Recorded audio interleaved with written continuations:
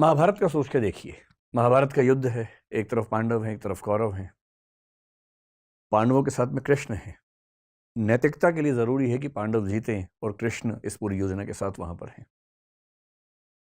पर पांडव जीत नहीं पा रहे, जिसके कई कारणों में से एक ये है कि कौरवों की सेना में द्रोणाचार्य भी हैं, उनका पुत्र अश्वत्थामा भी है।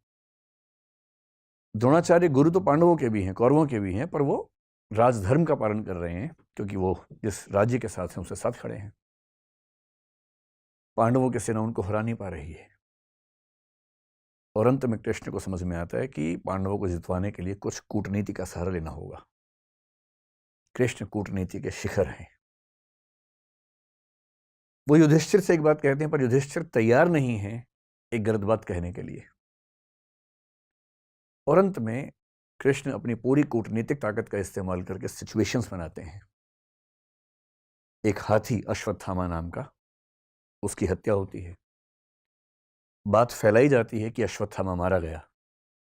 अश्वत्थामा द्रोणाचार्य के पुत्र का नाम भी है, और द्रोणाचार्य अचानक हताश होने लगते हैं। उन्हें फिर भी लगता है कि एक बार मैं खबर को ऑथेंटिकेट कर लूं, प्रामाणिक है या नहीं चेक तो कर लूं। तो वो अपने समय के सबसे प्रामाणिक व्यक्ति युधिष्ठिर से पूछते हैं।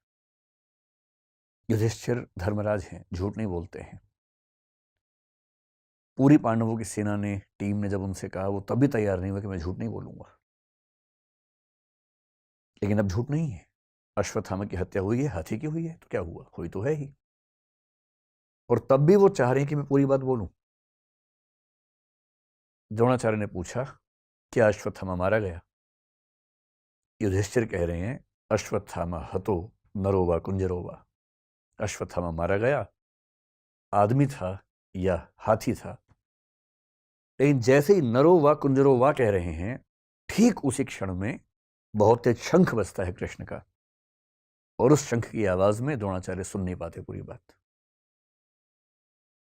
और क्योंकि वो सुनते हैं सिर्फ इतना कि अश्वत्थामा मारा गया, वो हताश हो जाते हैं, हथियार छोड़ देते हैं, युद्ध भूमि में जमीन पर टिक के बैठ जाते हैं। और इसी क्षण का फायदा उठा के धृष्टद्युम्न उनकी हत्या कर देता है। मैं सोचता हूं कई बार कि द्रोणाचार्य इतने योग्य व्यक्ति थे, यदि मिस इंफॉर्मेशन से या मैनिपुलेटिव इंफॉर्मेशन से उनको भी एक गलत तथ्य के प्रति आश्वस्त किया जा सकता था, तो आज के दौर में जब हर तरफ सोशल मीडिया के हमले हैं, कैसे कोई व्यक्ति सही फैसले करे? अगर द्रोणाचार्य उस आवाज को सुन पाते, नरो वा कुंजरो वा, तो शायद उनका फैसला बदल गया होता, शायद युद्ध की कहानियां अलग होती। पर किस तरह से सूचनाएं पहुंचे, कौन सी सूचनाएं ठीक से न पहुंचने दी जाएं, कैसे कंटेक्स्ट से बात को हटा दिया जाए, अगर सूचना देने वाले इसमें माहिर हों, तो समाज क्या करे, आम आदमी क्या करे, द्रोणाचार्य जैसा महान चिंतक क्या करे।